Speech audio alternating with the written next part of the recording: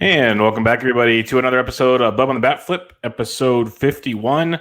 The fantasy baseball season in 2020 is in the books. It's over. It's done with.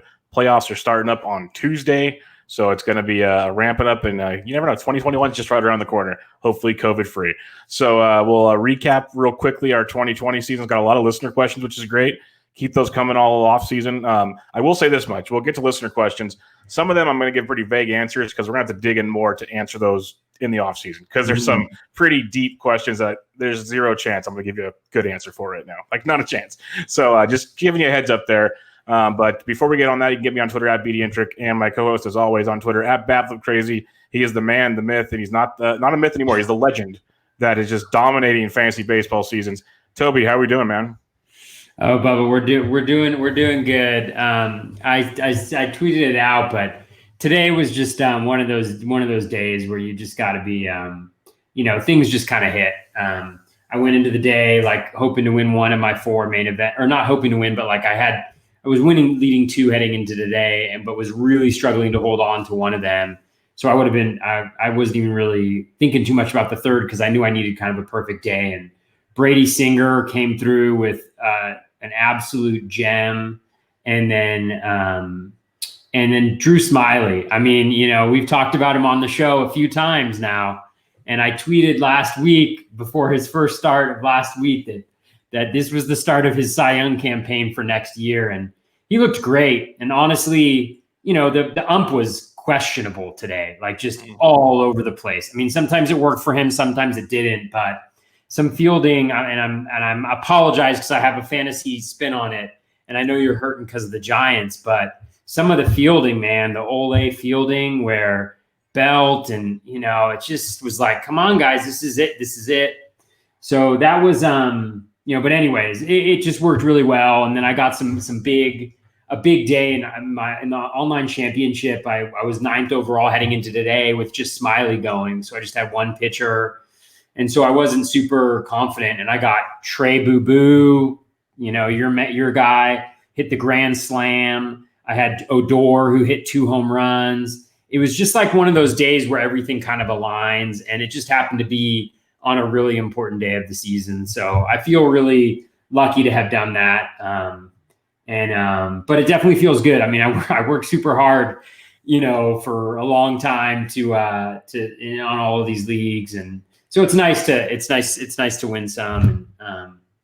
I'm definitely happy, but this game is humbling, so you got to keep grinding, Yeah, you had a hell of a season. There's no doubt about that. A nice paycheck coming your direction too, so that's always good.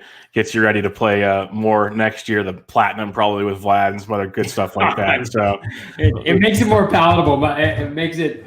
So my wife's like, oh, when you're up on Saturday nights until like 3:30 in the morning and you want to sleep in a little bit the next day, it makes it a little bit more palatable. But no, I mean, it takes. I mean, for those of us who invest our time and our energy and our spirit into this game, which is just a bizarre thing to really love, right?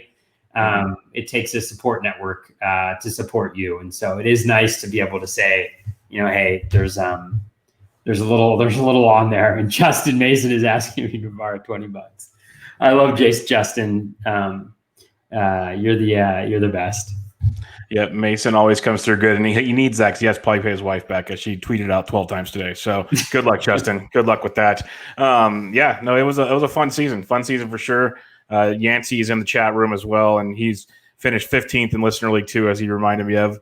I won that league.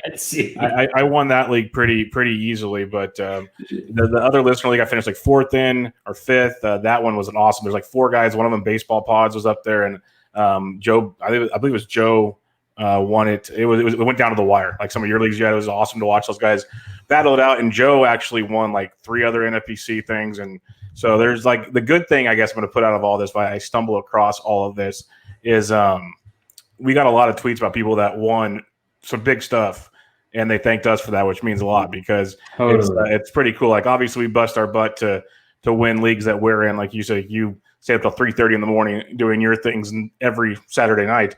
But these guys listen to the show and everything, and taking that information and winning things is pretty darn awesome as well. So that was awesome to see. And I'm looking forward to next year. Like I said, some of these questions I'm not going to be able to give you good answers for, but I'm already kind of digging into next season. I know Toby will sooner than later. Like everyone needs a little breather. I'm not going to go I'm not going head first into it. I'm like kind of playing around in the kiddie pool, but I'm already started to look at things because the season was wild. That's kind of what I wanted to do as part of our recap was like, the sprint season, we all some people said it was going to be luck. Some people thought this, that. There was still skill involved. I'm not going to say there was not. There's still a lot of skill involved. There's also a lot of stupid injuries that took place and a lot of just craziness. We talked about the fab process, all that wild stuff. As a whole, like, what was your takeaway from this 60-game sprint season compared to a full season? Like, what can you take from this season that might help you in a full season? Yeah, I mean, it's a really good question. There's been some really thoughtful discussion, I think, on Twitter just about what are some of the lessons learned? What are some of the takeaways from it? I think it's really hard to take. It's kind of I think it's hard to take too much away from it, but then it's also, I think, reminds us of some things I think that I like to think about. I mean, I think one of the things I think that starting pitching is incredibly valuable. And I know I'm a broken record on this, but I really do think that I think we see it more and more each year, but having an ace, and I'm not talking about pocket aces here, but having an ace that hits, right? Mm-hmm. Having one of those guys who can provide that type of foundation, especially in today's streaming environment. I mean, pitching was god awful. I mean, you would go into the streams and you would just be praying. I would go into streams and it was 3 earned runs in 5 innings and 4 Ks. This is brilliant. This is great, right? Literally that's how I felt about streaming pitchers this year. Cause as long as it wasn't 2 innings and 7 earned runs, I was feeling pretty good about it. And I think you really want to put yourself in a position where you don't need to rely on that, in keeping up with some of those categories that the Ks. I mean, you look at the difference between the aces and the Ks that they provide along with the ratios. I just think that that's one thing for me that's really critical.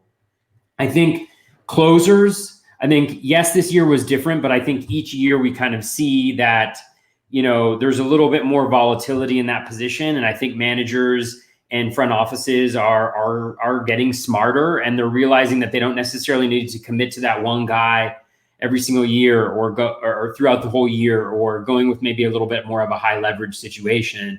And then I also think that with the tools that players have at their disposal, we're seeing some massive breakouts from hitters that kind of come out of not necessarily nowhere, but who can kind of take that next step and can show those improvements. And so I think those are some of the things I think, and I think where I went right, I think, and again, and I'm not saying yeah, I was right, but for this year, I think the strategy of prioritizing starting pitching doesn't have to be 2 aces, but just prioritizing starting pitching, fading closers to allow you to get a little bit more depth in hitters or depth in starting pitchers, I think was something that was helpful. And so I think those are the things, but then I also think at the same time, this is going to sound weird, but I think it also reinforces to us that each season is different. And there are things that we are not in control of, or that we don't know going into a season, that have a huge impact. Like Shane Bieber, right? Shane Bieber was freaking awesome this year, right? And I was fortunate to have, I had to have 2 shares of him, right? In 2 of my big leagues. One that was good, and actually one team that didn't end up being that good. But I didn't know that he was going to gain a mile per hour of velocity this year. I didn't know that he was going to introduce a cutter, right? So these are things that even if I drafted him going into the year, I didn't know those things, right? Those were things that happened that I was fortunate enough to benefit from, right? And so I think that's the thing, is that it sounds kind of weird, but for me, it's almost like the players are important, but I think building a roster that allows you to be flexible, a roster that allows you to adapt and change as these things that we don't control happen, is really, really critical. And I think one area that I was burned on, and I think this may be a place where I'm going to change a little bit, and then I promise I'll be short to answer this question, Bubba, is we've got a long ways to go still. Oh God, we do. It's already late. We're only 10 minutes in, Bubba. We could go forever. But is Victor Robles crushed me in a lot of places. And it made me realize, though, too, it's just that when you have that stolen base rock, you just got to keep on adding those guys who can get stolen bases, because I think the things that are most dangerous right now in rotisserie baseball are chasing steals and chasing and streaming pitchers. Those, I think, are the two things that I want to try to stay away from doing too much next year. It's fine if you're streaming like one spot or maybe two spots, but when you have three guys you can count on, and you're circling through the other three guys and you're 9 pitchers, and let's say you have 3 other relievers, I think that's a problem. So for me, those are two of the things that I want to head into next season not doing. And you just got to figure out how to do it, because if you don't take a Victor Robles type player early, or you prioritize starting pitching, like how do you make that happen? And so I think that's going to be the challenge as always. But I think that kind of was crystallized for me a little bit, because I lost some leagues. Our Barf League, I think I lost because I overemphasized going after stolen bases and chasing stolen bases, which drags down OBP, which drags down home runs, which drags down RBIs. So I'll stop there. Yeah, no, there's a lot to learn from the season, obviously, but I think some things like you hit on. One thing I want to keep in mind for next season is this was a sprint, and everyone's kind of pulling the trigger quickly and making changes quickly and doing things on the fly, where we enjoy a full season of baseball because you can grind it out, because you can do things like that. You don't have to go crazy. You can kind of ride out a little slump, and you can save your fab, but you can do things that was different this year. And you can trust your process. And, Toby does the rolling graphs. You can see things and make those work that'll change things differently. So don't completely change your philosophy just because you saw craziness this year. Like don't engulf that strategy. That's one thing you got to kind of keep in mind when you're evaluating 2020 for 2021. Another couple things like we talked about earlier in the year, Alex Fast talked about it many times and he tweeted it out. Saves you can get late in drafts. Like I think Hendricks and Kenley Jansen were only like the two in the top 10 that were kind of taken early. And they really weren't that early, but they were kind of towards the top. Brad Hand led baseball in saves. That's all you need to know. Yes, that's all you need to know. Like there's the list of people. Ryan Presley, I think, finished 4th, and he wasn't even the closer to start. Like it's one of those deals. It's a pain in the butt to fab for closers. It is really difficult, and you might blow a lot of money you don't need to blow. At the same time, they're there, so it's kind of a catch-22. Like don't go stressing about it. Like we talked about it a lot. There's ways to do it. I like your stolen base comment because that's been a popular topic of conversation around everywhere. And there's a few other things. It's just there's a lot to kind of take in and keep taking in. I guarantee you when we look back at things and start looking forward, we'll see differences of stuff and go, okay, maybe we should do that differently. Maybe we should do this. Things along those lines that are going to be very, very interesting. But I think the biggest thing is take a step back and realize that your process probably wasn't wrong. It's just the season was so quick, you had to make adjustments so quick. And secondly, players you might be down on because they had rough goes, everyone has slumps every season.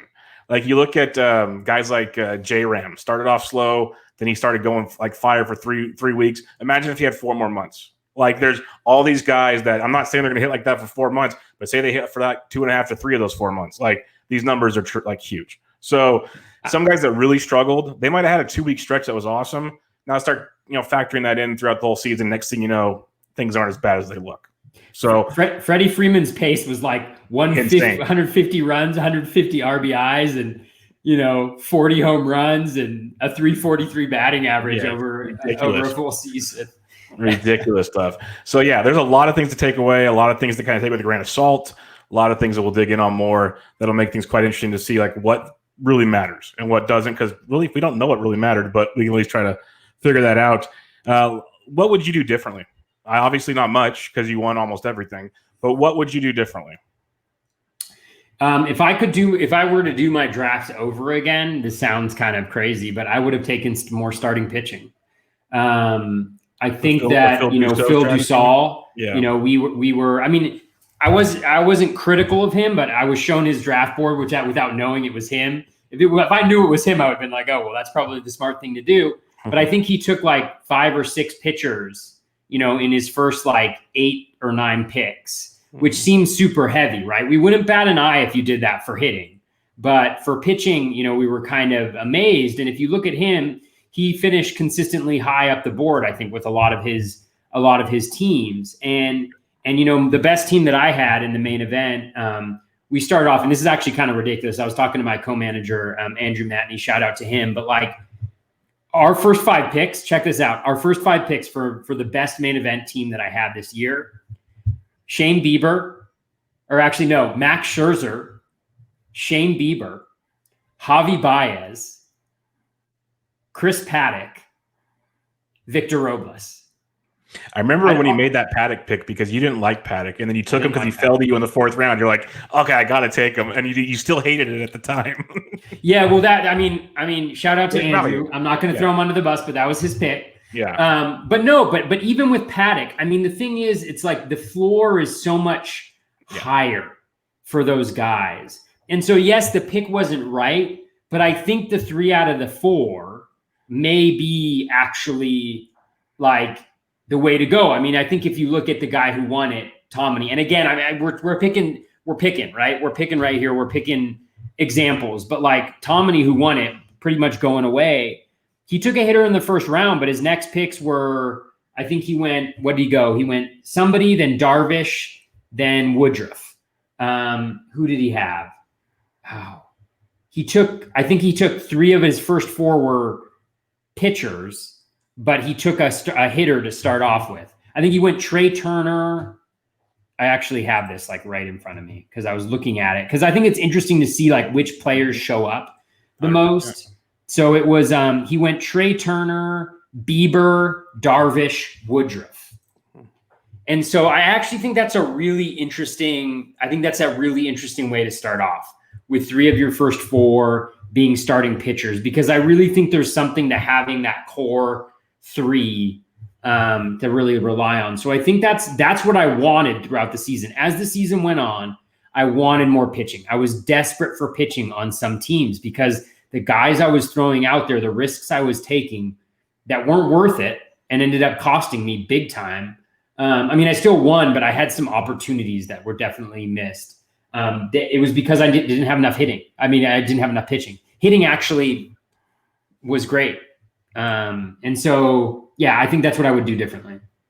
Yeah, no, it's going to be interesting to kind of sit back, like you said, and I think a good process, like you mentioned, is going back and look, what the winners do, like what was the common theme? Because there's not always one, but there's usually something you can kind of garner that there's certain players or there's certain parts of the draft. Like I remember preseason, we went through like the rounds, like, okay, these are the guys we want this ADP and like going through here. And that's a process. And I know like you do it. I know I've talked to Ryan Bloomfield about it before. Before he goes into a draft, he literally like schedules out his picks. Like, okay, in this round, I want one of like these 3 guys, and like he goes here. If it's like it's like a flow chart. Like if I get this guy, okay, then I'm going here in the next round. Or like he has like a chart to it. Where does it always work? No, because if you're in sharp drafts, these guys are going to be flying too.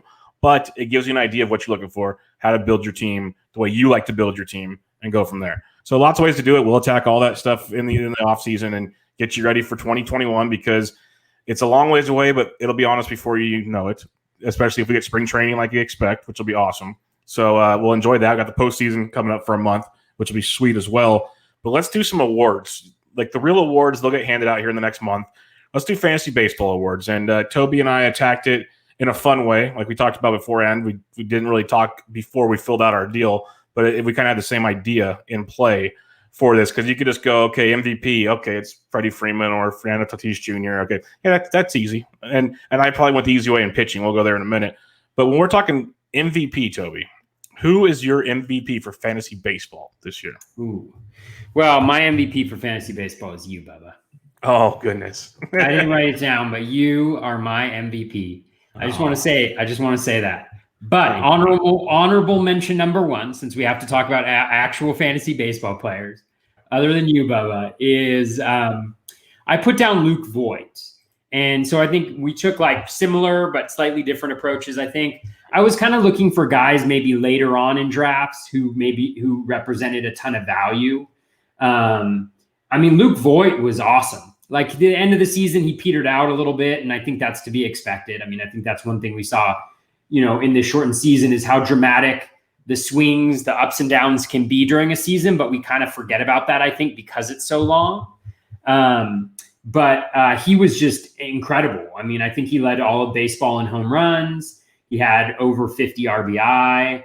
He added runs there. He was just a producer throughout the entire season for a guy who was drafted around an ADP of 200. So for me, he's kind of the guy that I had at the top there. And I think one thing, again, like this happens every year, but I wasn't in on Luke Voigt. Like he wasn't one of my guys, but I had him on my best main event team because, partially because he kind of fell there, but partially because I think, you could see something like this maybe happening if he was given the right situation. And with the injuries that happened right off the bat, he moved into great regular playing time. He moved up in the lineup, and things kind of came together for him. And so Luke Voigt was my second MVP after you.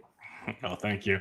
Voigt was a biggie, obviously. Did some big stuff there where he was drafted was amazing. He's one of those guys that you kind of had circled, at least I did. Some might have. I'm not saying you per se, but guys had circled if like you missed that first group of first basemen, and we talked about there's kind of like a not great spot there for a group, and then it got to like Christian Walker and Luke Voigt and like this group here where okay, I need to get one of these guys, or then I'm going to Daniel Murphy, I'm in trouble.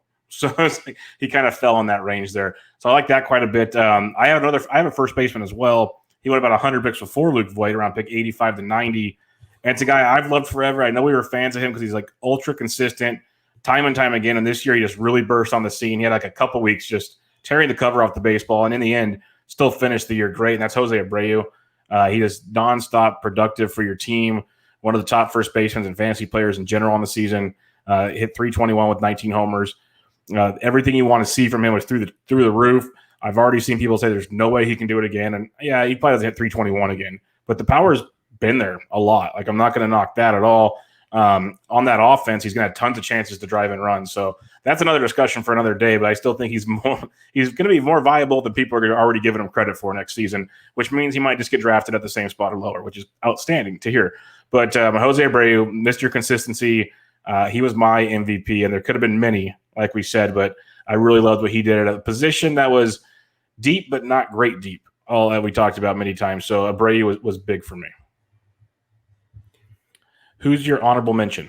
My honorable mention. So I went with a couple different people here, and there's a few options I could have gone with. I do have Teoscar on here. Just because, the price, he was going around pick 280, 290, and he was injured for a good part of the season. And it's almost like, yeah, that hinders him, but also like you didn't have him in your lineup during that period of time, right? And so he gave you 16 home runs and 6 stolen bases with a 300 batting average and over 30 runs and RBI in 160 plate appearances as opposed to like the 220, 230 that a lot of guys got to this year. And for me, that's so incredibly valuable because you got the power and speed that we've always been hoping for with him. So I think he's one guy. Another guy, Marcell Ozuna, who just seemed to keep falling in drafts. I think I got him around pick 111 or something like that in one of my drafts. So Ozuna just crushed it all year long. Batting average, home runs, RBI, just a perfect complement in that lineup. It was just such a wonderful situation. And then the last one I'll just give a little shout out for is Dansby Swanson, because my God, he finished top 5, I think, in the league in runs. Only 5 stolen bases, but didn't get caught stealing at all. Hit 10 home runs. So you're looking at a guy who over the course of a 162 game season was on a 30-15 pace with decent batting average. And, those runs are just so valuable. And he was going to pick 230, something like that. So those are just 3 guys for me and I'm more familiar with Teoscar and Dansby because I really like them heading into the season. But I like those guys as just guys who just absolutely dominated, who were going kind of later than I think most other players. Yeah, no doubt about it. Marcell Ozuna was almost my MVP. I was really close to pulling the trigger there. He was ridiculous. I saw a tweet from the Braves. I think he led the National League in batting average and RBIs or home runs and RBIs, something like that. So, yeah, he had a ridiculous season. I'll never forget the 3 home run night. I believe it was in Fenway, where if you're a DFS player and you didn't own Marcell Ozuna that night, you did not make any money. That was just not it because it was ridiculous. he put up like over like 50 or 60 points. It was insanity. So I'm going to need that help because I've already lost $150 playing DFS. I think my DFS career is going to end before it even starts. Yeah, on the bright side, you can replenish that pretty easily now. So that's good. My guy didn't go late in draft, but I had to shout him out, and that's J Ram. I know we were both huge on Jose Ramirez this year, and I was just sitting back doing the whole, Kermit the Frog sipping his tea while people are talking at the beginning of the season because everyone's freaking out again because J Ram's not hitting, all these things. Same story as last year, but it only took him about 3.5 weeks. From August 26th on, the dude just tore the cover off the ball, hitting 336, 12 homers, 5 steals. He did everything you wanted him to do. He had 10 steals. He had 17 homers. You can't just – you could do kind of math there, but that's, 35-plus homers pace. We're talking 20-plus steal pace. This is and he hit for average. Like, this is everything we talked about. And by the end of main event season, he was getting drafted in the back of the first round. But I know Toby and I, we talked about it a lot. He was falling into the second round a ton of drafts. If you were drafting towards the back, you could almost get him with your second round pick. We were starting out drafts at one point with Trey Turner and Jose Ramirez. I remember that very clearly in mock drafts and some actual real drafts. And I'm just sitting there going, getting Jose at that point is just stupid. It was just insane. And he finally got it going. And that's a guy I'm going to be really heavy on again next year because he's still super young. He's 28, like 29 next year. The hit tool is ridiculously good. I just wanted to give him a shout out because what he did on a team, and I think it's more impressive if you look from an actual baseball standpoint, because the Indians' offense was atrocious. There was no one around him that scared you. There was zero reason to throw him anything to hit, ever. And the guy just kept raking. So J-Ram would be my honorable mention. I just thought what he did was insane. Yeah. No, so, I mean, he's unreal. I mean, last year he had a quote-unquote terrible season, and he was like 2020. Yeah. It's just a remarkable guy. I like that call for sure. Who is your fantasy baseball Cy Young? My fantasy baseball Cy Young, I am going to go with Corbin Burns, going with kind of the value theme as well. I think he was going around pick 230-ish or so, at least, kind of when the main events were drafting. And he was awesome. I mean, he didn't get the innings that a lot of guys got, but I think he threw like 55 innings and 88 Ks. And there was nothing that seemed super fluky about it. Like if you had him going into those starts, and again, he struggled kind of his last start and then he went on the DL. So maybe something was up. And again, consistency is not something that we should look lightly on. Right. And so that's going to be something we need to think about as we look into drafting him next year. But I mean, he looks like an ace. He looks absolutely great. And you have to imagine being I don't know how old he is, but he's relatively young. I mean, as he learns more about like using his pitches efficiently, and I think he incorporated one or two new pitches. I need to dive in because I only had him in one like 12-team home league, and so I need to look a little bit more in the changes he made, but I know he made substantial changes to the pitch mix and the sliders legit. So he just looks like a guy who could be a fantasy force for a number of years here in the future if he can get that consistency going. So he was a guy I think was fantastic for fantasy owners this year. Yeah, he turns 26 in October 22nd. So still young. Oh, dude! In my dynasty league last year, I traded Corbin Burns for Max Kepler, and I was like, oh man, I won that trade. Max Kepler goes off last year. Now I'm like dynasty trades. I'm like, can I have Corbin Burns back? I'll trade you Max Kepler. Actually, traded Max Kepler, but that's good stuff.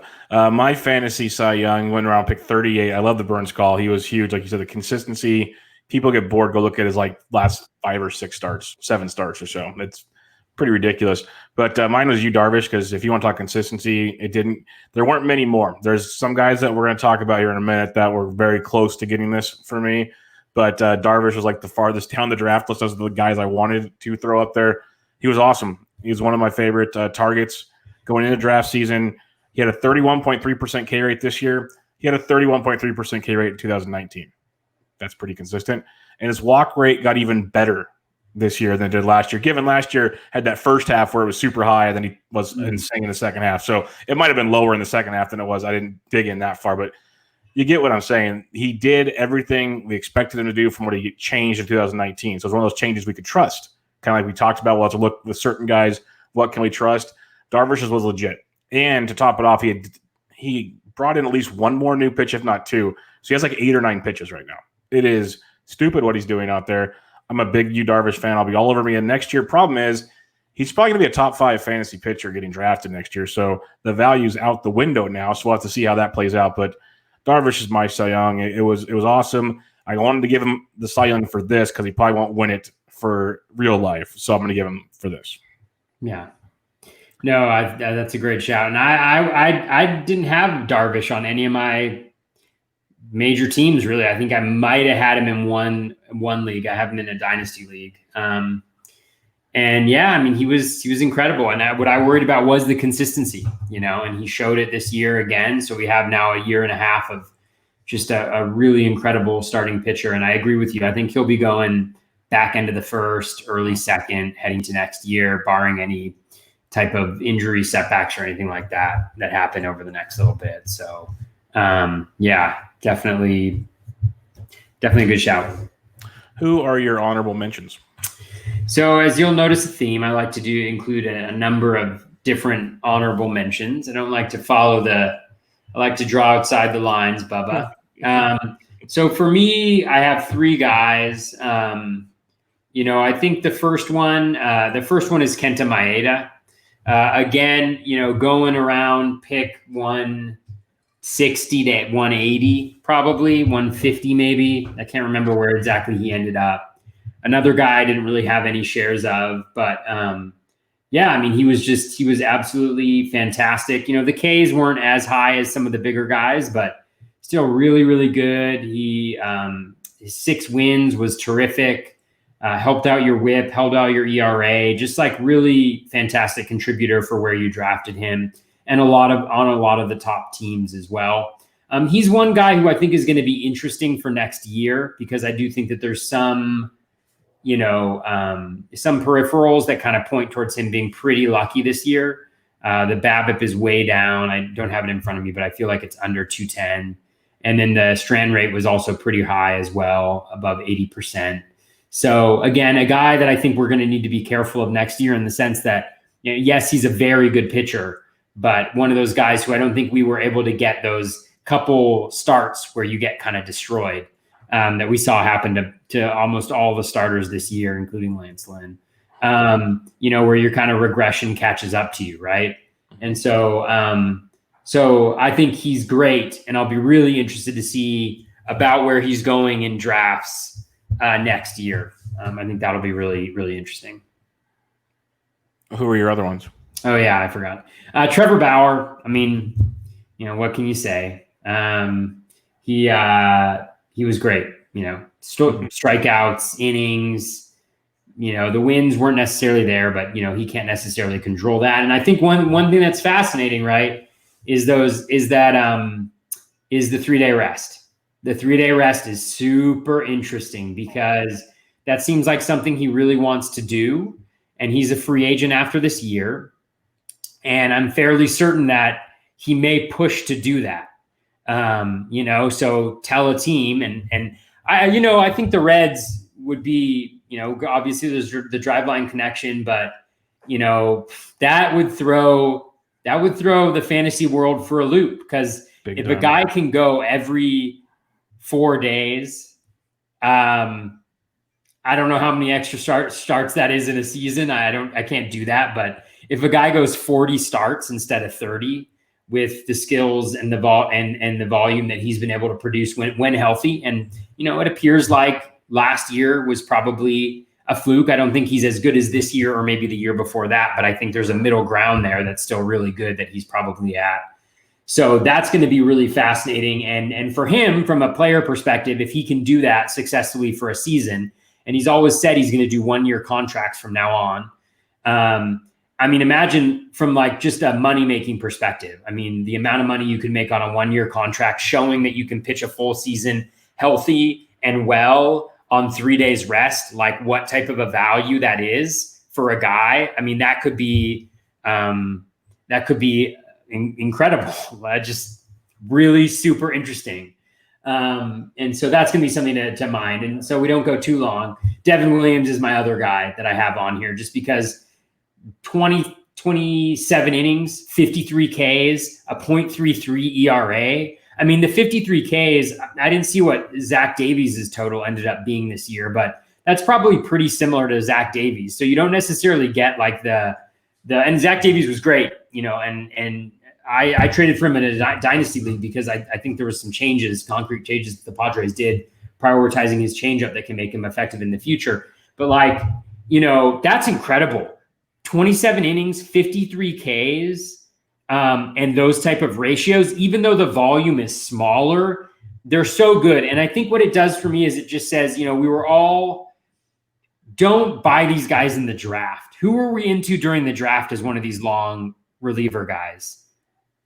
Who were some of the guys that we were after? Like Seth Lugo, who kind of panned out, but Yusmeiro Petit, he didn't do anything. Yeah. Those are like the first two off the top.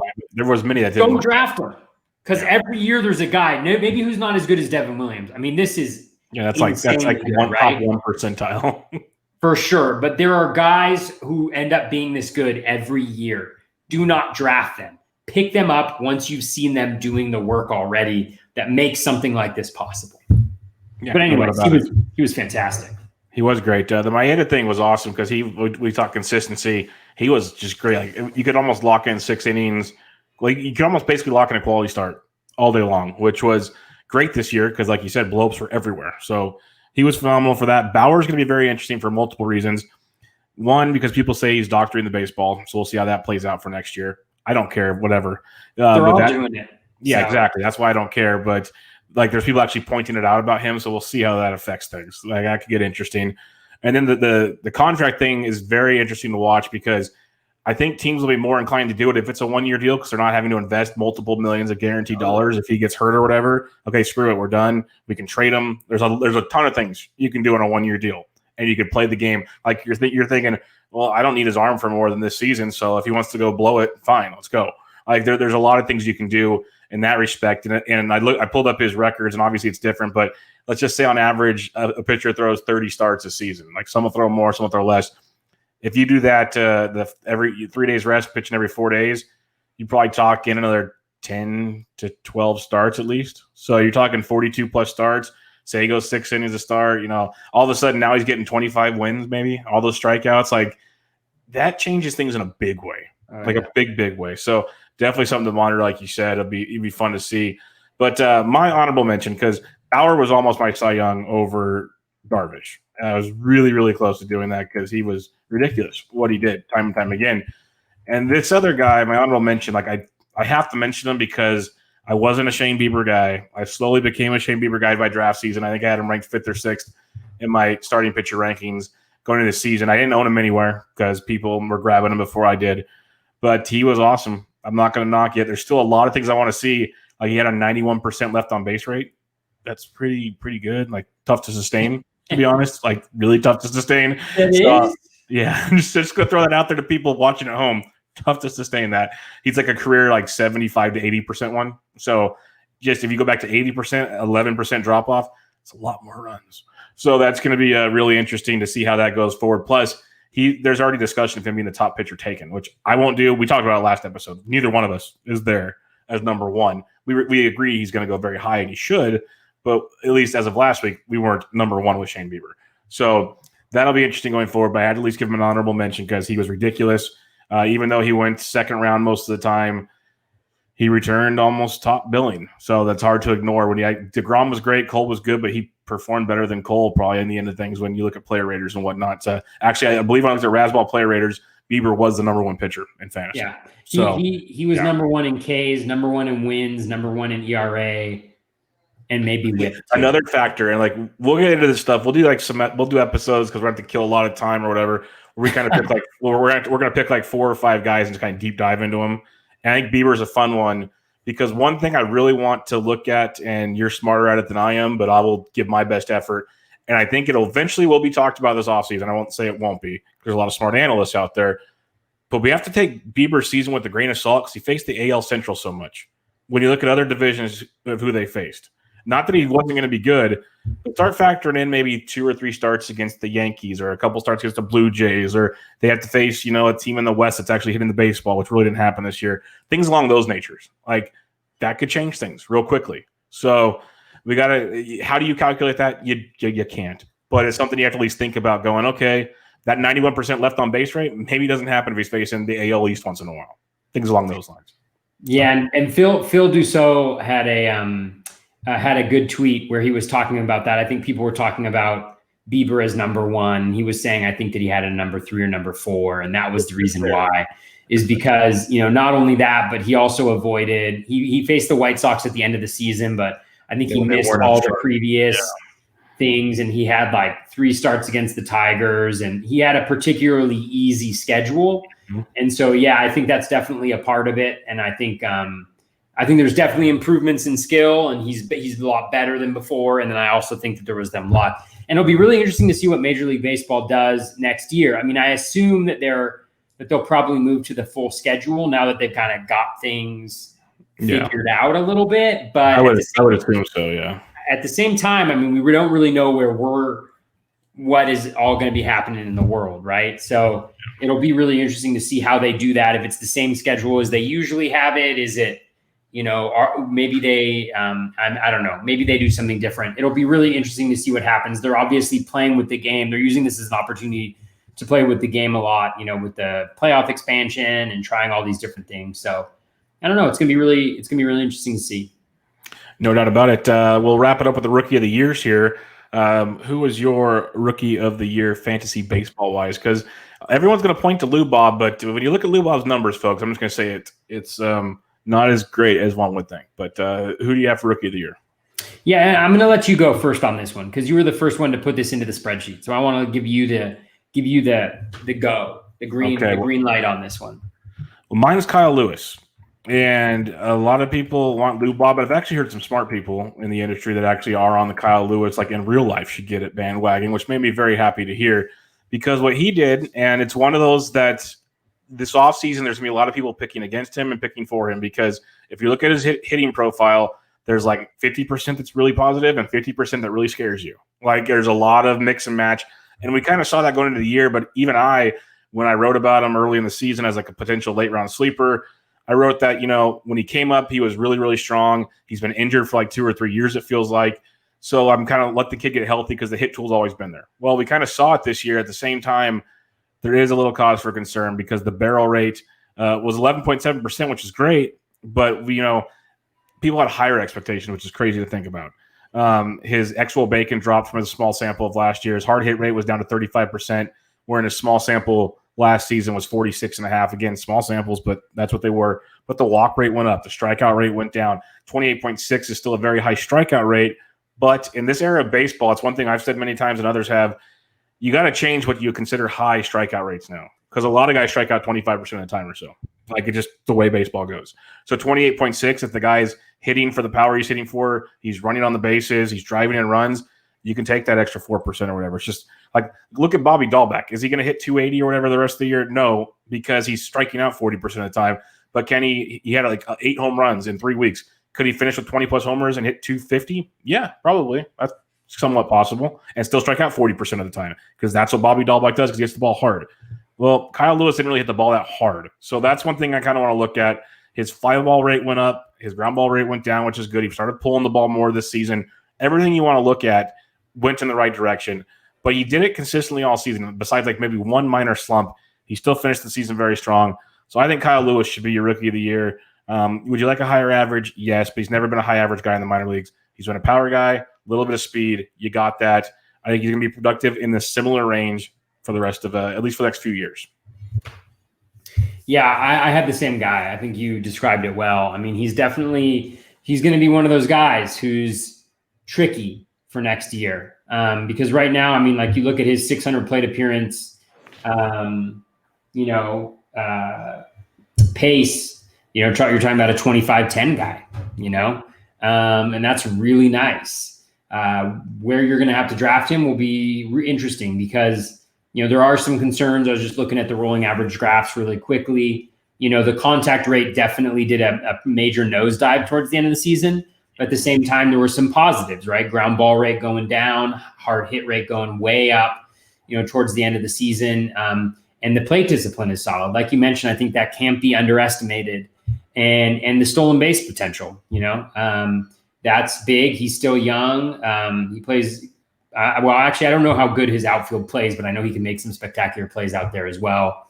So I also had Kyle Lewis. I mean, Lou Bob was great. He obviously struggled mightily second half of the year. Those stolen bases are nice. The homers are nice. But you also paid a hefty price for that, right? You drafted him probably around between pick 60 and 75, around draft time. So, which is still solid production. I mean, I would probably take that from that position, given what he gave you from a stolen base perspective, but he's still, I definitely think Kyle Lewis is my rookie of the year too. Yeah, with Lou Bob, it's tough because the power speed was great, but the way he dropped off so much, he hit like 230 or something, and that's going to gut you pretty quick. And that was the problem with him. And he's young enough where he's still going to be expensive next year is the problem because everyone's still going to love Lou Bob. But if it's one of those, if he fell a little bit, I believe he's more of like a 270-ish hitter, give or take. Like the hit tool is good. It's just the old saying, like when a prospect comes up, it's okay, prove that you can hit a fastball. He proved that very well. He started hitting off speed pitches a little bit, but then the scouting report started coming out and they found the hole. He has to adjust to that. Once he figures that out, it's going to be scary. It's going to be kind of like Eloy. Eloy had the same kind of deal. He was really strong, wasn't as effective for a while. And then we saw what Eloy did this year. It's just ridiculous. And I don't see that changing anytime soon. So Lou Bob's going to be very good. There's no hiding that at all. It's just he dropped off in a big way this year. And that was kind of the penny pinching decision between the two. Who's your honorable mention? Yeah. And I agree on Lou Bob. And I think the approach, those are the approach guys, right? Where it's like him and Javi Baez have a similar approach. They just attack everything, right? And for better or worse. And we got a little bit of his high, and we got a little bit of his low too. Whereas Javi, we just got the low. Yeah. So my honorable mention for rookie of the year, I put a bunch of guys. So, I'll prioritize them. I mean, I talked about Devin Williams before. He's a rookie and he's great. I'm going to go with Jared Walsh, just because if you added Jared Walsh early, you got 100 plate appearances of one, awesome, like just wonderful production, right? Down the stretch. Key stuff. And so for that, I think, he probably gets my honorable mention from a fantasy perspective, but there's a couple other guys I wanted to mention. Alec Bohm, mostly because they were always had him at like 2,700 on DFS. Yeah, he's or whatever. It was in a lot of my failed lineups, unfortunately. A lot of my Phillies stacks, apparently, with Scott Kingery and his 2,100, second base. But this isn't a DFS show, guys. Don't listen to a thing I say about it. But yeah, he was great. I mean, just from the time he came up, 300 batting average, just solid all around. 300 batting average, the runs, the RBIs were great. I also added Jake Cronenworth here because he was kind of the early season version of Walsh. Not as extreme because he didn't hit for as much power, but if you had him in early, you got those home runs, you got those stolen bases, you got that really nice batting average. And I also think the position flexibility for him was critical. I had him on a lot of my teams, and the fact you could plug him in at first, second, short was huge, right? You could really move him around. He gave you a lot of flexibility in your lineups. So for that reason, I wanted to mention Jake Cronenworth as well. And he just is he's got a really solid foundation, I think. And so it'll be interesting to see where he ends up going next year because he really fell off. I was actually surprised looking at his season. I mean, I think he only had 15 RBI and maybe 23 runs or something like that. Is that right for him? I don't know. Yeah, I think it was something like that. And so it'll be interesting to see what he does because he does play a lot of positions. I think he's kind of one of those versatile guys where if he ends up going, 250 to 300 in drafts next year, he'll be a really interesting guy in that lineup right there. Who's your honorable mention? My honorable mention, and I like those ones a lot. Walsh was like I had pieces of all those guys along some form of the way, but mine's Tony Gonsolin of the Los Angeles Dodgers, who came on and started 8 games for them. It was very, very effective. 2.31 ERA, 3.8 xFIP, 2.29 FIP, which was outstanding. Unlike Shane Bieber, his left on base rate is only 72.6%, so a little more believable. But a lot of fly balls. Striking rate was decent, almost a K per inning, but very, very effective. And he seemed to get better and better as the season went on. Good 3-pitch mix between a fastball, splitter, and a slider. Mixes in a curve a little bit, but mainly a 3-pitch guy, and very effective in that result. But one thing I liked about him a ton, only a 4% walk rate, 26.1% K rate, so a good K to walk percentage along that line. Limited the hard contact. And then you look at his differences from just last season alone. He pounded the zone more. He got also more chase, which is very, very important. We talk about that with guys like Bieber and a lot of these Indians and some others. They like to play on the outsides of the zone and get the chase rate to go up, higher swinging strike percentage, like everything you want from a pitcher he improved on from 2019 to 2020. And it's just, some will say, well, it's a small sample, take it as it is. It's the Dodgers, man. Like, I hate to say it's lazy approach to it, but they produce pitchers and they do things like this, and they babied him for a reason. And they kept him quiet, and he was actually more effective than Dustin May in my mind. So I think he was. I think Tony Gonsolin's a sneaky one, and I want to see how the Dodgers find a way to get him in the rotation full time next year, because there's still a lot of moving parts there. But Gonsolin's one of those guys I know we're going to be talking about when we do draft previews about later round target that could be quite interesting for your team. Oh man, yeah, he was incredible down the stretch too. I mean, yesterday he wasn't great, but man, some of those outings he had were phenomenal. Like I can't remember if it was in Coors where he had that absolute gem last week. Yeah. I think it was. Great call there. Here's a quick trivia question for you. Sure. Which rookie starting pitcher had the highest K- walk rate? Which? And I'll give you a starting pitcher. What's that? Yeah. And I'm not giving you, let's see, I don't know what the innings they had to have pitched at least 30 innings. 30 innings, highest K- walk rate. Well, it's probably Devin Williams. Oh, wow. Devin Williams doesn't count, Bubba. Okay. He only got 27 innings pitched. Starting pitcher. Highest K to walk. Can you at least tell me AL or NL? Probably AL. It's got to be AL. It's either a Royal or a Tiger. Scuba wasn't that great. It was it Singer? Is either him or Buick? No, but Singer deserves all the praise in the world today. Tristan McKenzie. Oh, see, he was 26%. He was really good when he pitched, but he was inconsistent. Look at his logs; like he still would pitch well, but he had starts where he struck out the world, and then other starts where it was he avoided the BABIP gods. It was very interesting. Yeah, that's true. He did have a 217 BABIP and an 84.1% left on base. But it's still electric. I'm not doubting that at all. I'm really curious to see where that kind of carries over. Okay. Let me ask you another question. All right. This is because this one to me is the most fascinating one there is. What was Sixto Sanchez's K- walk rate? He was awesome. He had some starts where he didn't strike out many guys, though, because I played him pretty much every single time I could on DFS because he was always too cheap. K- walk, he never walked anybody. I'm going to go because he didn't qualify for your deal, so I'm going to say he threw enough pitches as he qualified. I think he threw. Okay, because I was about to say he threw as many pitches or innings as McKenzie. It's not more. So let's go 23%. 13.9%. Because he had so many starts where he just didn't strike guys out. Oh, and one of his last starts, he walked the world. Yeah. His walk rate was still 7%, but he doesn't really strike guys out. No, he had a couple of outings where he was dominant, but what he does, I think, better than McKenzie is he limits the big innings. I'm going to take that last start, like where he walked everybody kind of. I don't think that's the real Sixto, but if you take that one out, I think that K to walk is a big difference there. Mm. Yeah, I mean, he's just a fascinating one because 2 starts ago, people were talking top 4 or 5 rounds heading into next year's draft for him. Well, it'll be funny because he will still go probably at worst top 6 rounds, if not higher, where McKenzie could probably go like 3 or 4 rounds later. Oh, yeah. I mean, very similar pitchers. It's going to be really interesting. Yeah. To see what happens with him. For sure. He's going to be a fascinating one for next year. Now you mentioned Jared Walsh.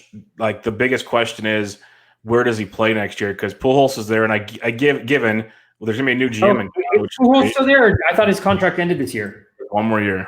One more He year. got one more year. Yeah, one more year of that expensive contract. But new GM in town, they started playing him less and less once Walsh started hitting. So maybe they just finally say, you know what, dude, you're just gonna kind of be here, enjoy your swan song. We'll let you tip the cap to the crowds that are allowed in stadiums and go along that route. Maybe. I'm curious. Do you think he plays enough to warrant a decent draft pick? Like you won't take him too high, but is he worth taking? Or would you rather? Okay, he's probably going to go around guys like Eric Hosmer. Would you rather take an Eric Hosmer that you know has everyday playing time or Jared Walsh? I mean, I would probably take Hosmer in that particular instance, but I think that with Walsh, it's a fascinating profile. Because I mean, you know, what's his home run per fly ball rate is probably just absolutely insane. It's 30%, right? But at the same time, like it's pretty clear he's got power, right? Like he can hit. I mean, a guy with that type of power who has a 14.4% K rate and that has the peripherals to back it up. I mean, that's pretty phenomenal. That's what you look for is high contact rate guys who can hit the ball like that. And so I think it comes down, but I don't think there's a way that they can go into next season. And what is he, 26, 25, 26? He's 27. He just turned 27. He's 27 in 1 month. So next year will be his age 27 season. I mean, you know, I think he's got to play. And I mean, I think with Pujols, they got to cut it at some point, right? At some point, it's just kind of like, we want to be good. And God, is there more of a throw a guy under the bus move than cutting your GM on the last day of the season? Like the moment the last out is made, you're out the door. Yeah, there's and still don't get me wrong, I mean, he hasn't done much that's worked out. Well, although the Dylan Bundy trade, I mean, that's pretty great. But yeah, I mean, that was kind of like, okay, guy, yeah, there's still half the other games still going on. And it's like, yep, you're gone. See ya. Like, we're not going to even wait for the day to be over. Well, like at least in the NFL, they call it Black Monday because they wait till all the games are over until the next day to fire people. Like couldn't baseball have waited and have their own Black Monday tomorrow and started firing people? Like let people get home for a little bit, say hi to their wives and kids. They did the same thing to the Red Sox manager, right? He was interim and all, but like they were like, yeah, you're not coming back. Well, it's like he had to know, like they're bringing Joey Cora back. I don't care what they say. Like it's coming. That was too simple. Well, and also like, yeah, it was. I can't remember who it was. I think it was Rob Silver was like, how could you not have won with like the worst pitching staff ever assembled on the face of the earth? You know? Yeah, I think the Giants who had a horrific pitching staff. They were still better than the Red Sox. So they did have Drew Smiley though. Future Cy Young. Awesome. Future Cy Young and Kevin Gossman. That 1-2. He's got to come back, right? He's got Smiley. I think he'll come back next year. I hope him and Gossman both come back. Like pay them. I don't care. They both really should. I mean, they've got some cooking there. I like a lot of those guys. Dubon, opposite field Jack today. I mean, he's made some bonehead plays, but that was he made me so happy because he started out the season so slow, and I'm sitting there going, "Oh, not my guy." But it's another story of a young kid trying to figure it out. Like he hasn't had that many pro at bats, and he was just slow. And when you look like his second half of the season, he still finished the year hitting close to 280, which is I think outstanding because he's been a good average guy with a little pop. He just kept it going, and I was like, okay, there's something to like here. Very happy about this. He's still going to be cheap next year. Multi-position eligibility. Let's enjoy this. So yes, I'll be back on that. I'll be beating that drum again next year. And Brandon Crawford just doesn't age, huh? I mean, God, did he look great down the stretch or what? Him and Longoria. Yeah. It's crazy. Yeah. We could wax poetically about the Giants and I'll cry because they couldn't win one of their last 3 games. So let's get to listener questions. We have quite a few of them, but like again, I'll preface this now. I apologize ahead of time because some of these are just impossible for me to answer right now. That's just going to be the way it is. But our buddy Dave Petroziello, he asks, so how about the draft spot guess? Let's guess on some draft spots here. So we'll kind of go rapid fire here and guess. Where do you think Jose Ramirez goes in a 15-teamer? Next year? Yeah. Top 10. That's probably fair. It's going to be interesting because you got a few guys coming in, a few guys dropping out. Yeah, do you think – okay, because – I think he probably replaces Lindor. As I was about to say, because he had the Story, Turner, Lindor threesome that kind of took up that kind of like 7 through 10 area somewhere. He probably jumps in there with Lindor. It's probably that's kind of where I was thinking. So yeah, top 10. I'm with you there. I think it's a steal. DeGrom. I mean, the thing that I think is going to be really interesting is where do the first pitchers go? Because it's clear that there's this new infusion, or not necessarily new, but there's this infusion of offensive talent. And so it's going to be really interesting to see, like, where do guys take DeGrom? Where do guys take Bieber? Does Cole fall? Because there's this a sense that he's been a disappointment this year somehow, right? Even though he was absolutely fantastic over the course of the full year, right? I mean, what, 2.80 ERA, 85 strikeouts in 60 innings and 8 wins or something like that, 7 wins. It'll be really interesting to see how that all flushes out. But I think it's kind of like Acuna and Betts and Fernando Tatis Jr. and what? Trout. And then there's J-Ram and Belly, maybe. I think Trey Turner gets another boost up. Trey Turner as well. So I think he's just one of those guys who's who's a 5-category contributor in the massive sense of the word. Like, just like, he's going to give you 20 plus steals. He's going to give you 20 plus home runs. He shouldn't hurt you in batting average, and he should get you a crap ton of counting stats. And all those guys are kind of fall in that category, especially with Trebo and like adding that power component this year, which he's had a little bit of in the past, but not nearly to the extent that he did this year. Yep. The next guy he has on the list, Freddie Freeman. He went around pick 29 to the end of round 2 last year. We already talked about the pace he was on this year. Ridiculous season that he had. It's just tough because most of the first basemen don't go as high. I would say middle second round, because I still don't think people are going to go crazy to grab him right away. But do you think he's like maybe our next Paul Goldschmidt, end of round 1, early round 2? What do you think? Yeah, I think the around the turn is about right. Around the turn to the middle of the second, I think is good. But God, man, watching him hit baseballs, it's awesome. Smooth. It's so smooth. Why does the bat look so small when he's holding it? Do you know what I'm saying? It's just like a little stick, and he just and the swing, just the finish of the swing is just fantastic. It's almost like he stops the bat. He doesn't go all the way over the shoulder like other guys do. He hits it and he stops right there. It's just it's beautiful. It is. It's graceful. But I think you're on there. I just have middle second because I think, again, come draft season, it's gonna be pitching and stolen base guys. He doesn't steal bases. That's going to push some guys to push him down, and you're still going to get a heck of a ball player. So you could reap the benefits there. The last guy he had for us, he wanted to pick 165 last year, guaranteed to go much higher than that this year, Kyle Tucker. Where's Kyle Tucker going to go next year? That's his last question. I think he'll go. I think he'll be kind of like Austin Meadows this year. So that high. Well, I mean, I think not quite Austin Meadows, but I think he'll go probably middle of the 3rd round would be my guess. I mean, he stole 8 bases, hit 9 homers this year with probably less than, regular playing time. So you're looking at a probably 30-20 guy over the course of a full season, 25-15 guy over the course of a full season. I didn't see his batting average, but yeah, and I also think he'll be hyped, and he'll have everyday plate appearances, and he'll be batting cleanup once all those guys leave. Meadows got picked around 71, so he's not. I thought he was going higher than that, but he was dropping down because of the COVID. Oh, because of COVID. Yeah. That was COVID. Yeah. So George Springer went around pick 50. Do you think Springer goes or Tucker goes first? It depends where Springer ends up, I think. Free agency. Okay, what about Ketel Marte went around 40? Ketel Marte or Tucker, who goes first? Oh, next year? Mm-hmm. Oh, Tucker for sure. Okay. Marte's going to be a dropper. Yeah. What about Starling Marte and Tucker? Oh, Starling Marte. Okay. Yeah. And then I'm not even going to ask the next guy because that's an easy one. All right. Well, we'll see how that plays out. It'll be another fun one. Do you think Jose Altuve or Tucker? Tucker. Altuve is going to be a dropper too. Aaron Judge or Tucker? Tucker. Well, we know. Well, yeah, it's so hard to know the Yankee penalty, but Okay, I here's just one think for you. Here's one for you. okay. Lou, Bob, or Tucker.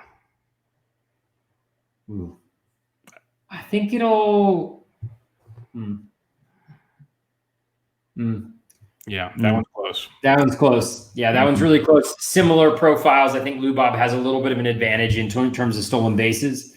Tucker may be an average, but I think people value the stolen bases a little bit more. I think Lou Bob's ceiling seems a little bit higher, maybe. So, yeah, that's a good one, though. That's a very good comp. I imagine they'll end up in a similar place. Yeah, I think they'll kind of be following each other in drafts a lot, I think. Our buddy David Mendelson at DMindio2 from the Triple Play Fantasy. He has a question for us. Where are you placing Jose Abreu next year among first basemen? Like we kind of talked about him, my MVP, obviously. Where would you have him at first base? In the main events, he was the 7th first baseman off the board behind Bellinger, Freeman, Alonso, Realmuto, because he qualified there, Olsen, and Vladito.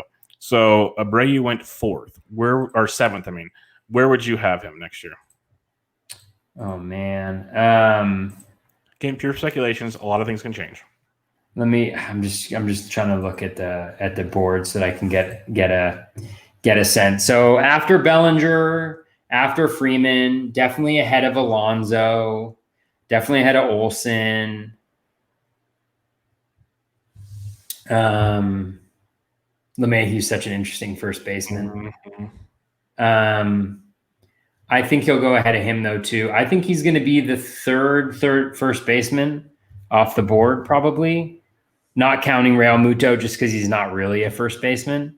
I think it'll be Bellinger, Freeman, Abreu. I guess the way that I would think of how Abreu is going to be drafted next year is he's kind of like JD Martinez in some ways, right? He doesn't have the track record, but he's a 300 guy, not 300, but like 280 to 300 consistently. He's going to hit you 30 home runs. He's been super consistent on that front, and he's going to smash an RBI. I mean, he has every year except for the year that he was injured. So, and he's been relatively healthy outside of last year, I think it was, or the year before that, whatever one it was. So, yeah, I think he'll be in that. I think he'll also be in that 3rd round area. Yeah, I agree. He should be. I'm with you that he should be the 3rd one off the board. I'm already seeing like the talks coming. I can already picture it now. He doesn't do this. He won't do it the way he did it this last year. And next thing you know, it's, well, Vlad's a year older. Let's move Vlad up. Matt Olson can rebound. And I like Matt Olson, don't get me wrong. And then, maybe Anthony Rizzo has a big spring. Like, there's a lot of things I can see taking place. But I agree. Abreu should be the 3rd one off the board. That's what I'm hoping for. And if he falls, then better for us. But that's right.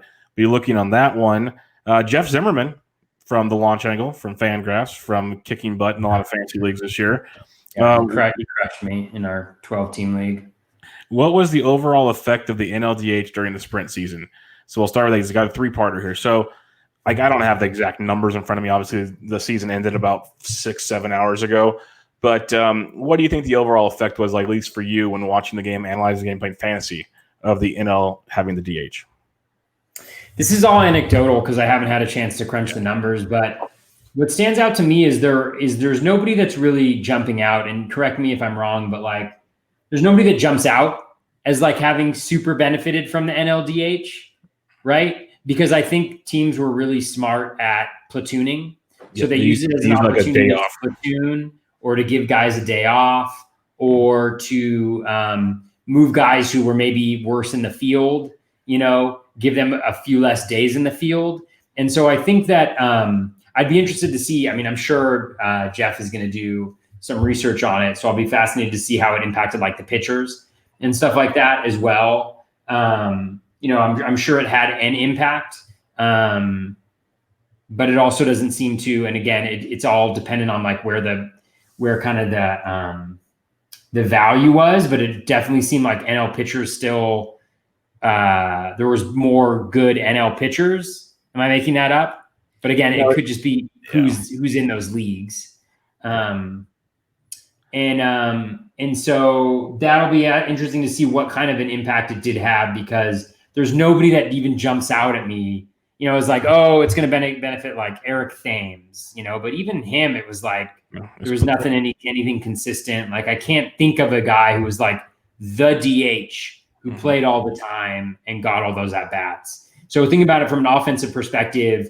It gave some players more value because they had less off days, but it was really hard to see guys who weren't platooning in that particular role. And then on pitchers, I think it certainly had an impact, but it'd be interesting to see what that was. I mean, whether because the announcement happened so late, whether NL teams were able to make the roster changes that they needed to maximize the value of that position. That'll be what's interesting this year to next year, I guess. Yeah, that was my biggest comment I was going to make is when this happened, American League teams have designated hitters on their roster. The NLs didn't have those. They have guys that can pinch hit, that can play defensive replacements. They weren't built for a DH. Like now you can go and sign a JD Martinez in the National League. We talked about it when he's a free agent. He only had 15 teams that could sign him. So it knocked him down. Now you have a legit 30 teams that can sign a guy that can't play defense but that can hit the baseball. Like I can't think of off the top of my head at the moment, but there's a lot of guys we know that can't play great defense that like Kyle Schwarber. He's actually played decent defense in left field. I'll give him credit for that. How long is that going to last for a guy that size, really? Just be realistic about it. But he can DH for the next 10, 15 years, probably. Like, really good if he can move around both leagues. So I think that's a big factor that give these guys a chance to actually build a roster with designated hitters. That could maybe give more of an impact. So I agree, National League, off the top of my head and just from playing, it didn't feel like it had that big a difference for pitchers. If anything, I think it helped pitchers go another inning or so in certain games. They weren't getting pinch hit for. You saw guys go out there to start other innings.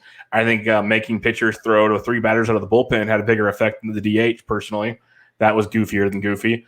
But, somebody smarter than me will make a big article on it and make a lot more sense than this. But at first glance, without digging into all the numbers, there wasn't a big takeaway because most National League teams just kind of use, like you said, this day off to do things along those lines that weren't obvious designated hitter things because most guys, if anything, had opened up another spot for guys to play every day. So you had an extra guy playing, but they just rotated them around. So that maybe is the biggest takeaway. His next question is, do you think it sticks around in 2021? I do think that it sticks around in 2021. I think it's hard to go back. It's hard to not have pitchers bat for a full year and then be like, oh, grab that stick and go out there. You know what I'm saying? So I do think it's there, but I think it'll be one of those concession type things where it's like, oh, okay, well, you guys are the players are going to let us expand the playoffs again for 2021. And in return, we'll get the DH, which, makes more players who have jobs and things like that. So I think it'll be part of that. I just hope it's done early enough where teams can kind of do it. They can kind of construct their rosters thinking about it and get some guys who belong in places where they can get plate appearances because they're good hitters, but they suck defensively. Yeah. God, when does Eloy become a DH? Because sooner than later. So that's another guy. Just throw him on the list. Guys that can DH.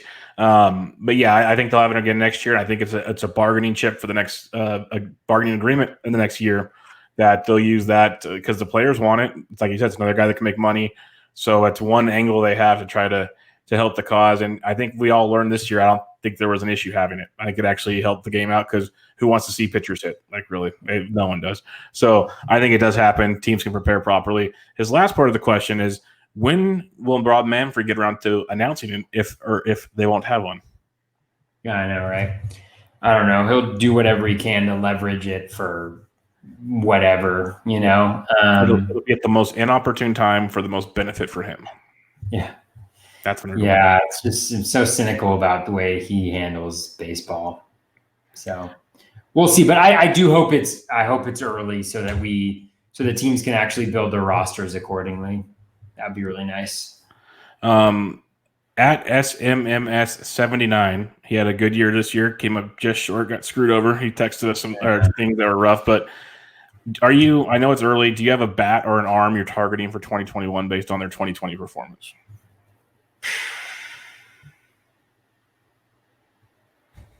Not really. I'll just throw out a couple. One guy I think it's going to be really interesting to see where he goes is Ozzie Albies. He was injured for most of the season, so he wasn't there. There really wasn't much talk about him at all. Like he just kind of flew under the radar, I feel like. And I'm going to be really interesting to see whether he goes in similar spots to where he was going last year, or whether he falls a little bit because we have this newest sample of guys who have done really well. And I think he's an absolutely fantastic talent. I mean, he had 120 plate appearances, 6 home runs, 3 stolen bases, 2020. You know, he's a beauty. Yep. You know, I would love to have him. You know, if I prioritize pitching early and I get him as my first hitter next year, sign me up. I think he's going to be fantastic. So that might be one guy, just because I'm hoping that because he was injured last year and doesn't have as much hype, maybe he's kind of like, not that he's post hype because he's really good, but whether he maybe slides back middle 3rd round, late 3rd round, you know, kind of that area, I think would be really interesting to see. So I'll be targeting him. One other guy that I think I'll probably be targeting a lot is Sal Perez. Yes. I'm going to be very interested to see where he goes in drafts, because he was on my list for MVPs. I mean, the guy I'm not sure if you saw my tweet earlier today, but it compared how much better he was than JT Realmuto. Oh, was it? Was it? Oh, God. I mean, it's true. I mean, he was phenomenal. And, you know, early when we did the catcher preview, we were just like, get JTR, get Salvi. Like that's the combo. That's what I was doing early in the draft season. And I really moved away from that. Scared about the TJ and all that stuff. But Salvi, I mean, the batting average isn't going to stay, but I mean, him with the juicer ball is just a really nice thing. And so, yeah, if he's not top 100, I'm going to be all over that. So those are maybe 2 guys. How about you? A couple guys I want to look at more into and probably target more, at least that I really wasn't paying attention to going into the year. Brandon Lau, second base for the Rays. He was going undrafted in some leagues, and look what he did this year. So he's a guy I want to look at. And on the pitching side, you mentioned Corbin Burns earlier. I want some shares of Corbin Burns. I don't know if I can pay the price for Corbin Burns, but he's a guy I want. And another guy similar to the production we saw, like not as good as Burns, obviously, but a guy that was consistently really good that I had on some teams that I'd like to have again this year, Framber Valdez. I think he's legit. He's young. He's still developing his pitch mixes, but he's still very, very good. So he's a guy you can get later in drafts, like your SP4 or 5, I think, and make some damage there. So he's a guy that I'll definitely, that I found a liking to in 2020 that I'll be going to in 2021. All right. Roma Kormaski at Romac988 asks, how will you approach assessing breakouts this year for rankings? How will you differentiate between small sample size results and genuine change in potential outcome over a full season? Well, that's a really good question. I mean, I think there's a couple pieces to this. I think this is where projections are incredibly helpful, because I think projections help us see a little bit like this signal through the noise. I think that's what people say. Like, you know, projections, I think are good at tackling these guys, generally speaking, with some limitations. So I think you look at the projection, you say, okay, this is kind of what the projection system is seeing. And then I want to dive a little deeper and see, like, what were the changes that they made? Were there concrete changes that they made that have resulted in this, right? And then also, you know, just because they made a change, does that change seem sustainable? And, you know, what does their batting average line up, right? Does you know, the runs per plate appearance and the RBI per plate appearance, and really like looking at things in a very granular way. Like, does that resonate? Like a guy like Teoscar is a good example. Like second half of last year, it was very clear that he made some dramatic changes. And that's one of the reasons why I liked him a lot. And he was part of my bold predictions, is because I saw, you know, the projection systems aren't going to take that small of a sample and change his projection dramatically. Right. And then also understanding that if he's really good, he had opportunity to get plate appearances. And so a guy like that, you know, yeah, the 6 stolen bases was lucky. I mean, like you couldn't have banked on that based on what he'd shown so far. But like looking at that, but then also looking at what he did this year, I'm going to look at that. I'm going to say, I mean, that's great, but I don't think he's going to do this again, right? Like this isn't a sustainable thing for a full 162 game season. So I'm going to want to see kind of, you know, what do I think is about what he actually is talent wise, and then kind of go from there. Like I wouldn't like right now, I mean, he projects probably for like 18 stolen bases on a 600 plate appearance pace. No way I'm giving him that. Like, right, I'm not going to give him 10. I'd probably give him like 8 stolen bases for the year. And so I don't know. I think it's a matter of looking at the projection and seeing what that looks like, and then seeing whether I agree with it or there's maybe a reason to be a little bit more confident that he could do better or outperform it, or if I'm maybe like, I think he's done about all he can, maybe he's going to regress a little bit from his projection. So I think it's kind of like the projections give me a general sense, and then I'm going to use kind of the other analytics to build in like what the range of outcomes I think might be for that guy. Yeah, no, I'm going to use a lot of similar stuff there, obviously. But if guys overperformed, underperformed, why did they overperform, underperform? Was it just kind of they were in a slump? Like you said, did they change something? What was the reason behind this? And that's maybe not possible to answer. But a lot of these guys, you can kind of see things were different. The ramp-up periods, you got to think about that for slow starters. A lot of things were weird this year. So I'm going to take a lot of it with a grain of salt. Look at their 2019 seasons. Where did things differ? Watch spring training as close as we can. Hopefully we get something to go off of there. And then use the projections like you said, because that's what they're there for. And they're pretty darn good at what they do. So, and it's going to be tough for them to make projections too, because what do they do with the 60-game season? That's going to be interesting as well. So we'll have to see how all that works out. But definitely going to use the results of 2020. But I'm not going to like say, oh yeah, Freddie Freeman, he's going to do everything he did and more in 2021. I'm going to be realistic about it and think, okay, there's a good chance Freddie Freeman has like a 3-week slump somewhere along the season, or at least a combination that makes a 3-week slump, and he hits like 315 or something. I don't know, but just be really realistic about how it all played out. Here's a question: what was the highest BABIP this year? Highest BABIP, probably like 570. 412 of qualified hitters, I should say. Qualified hitters. Michael Conforto, right?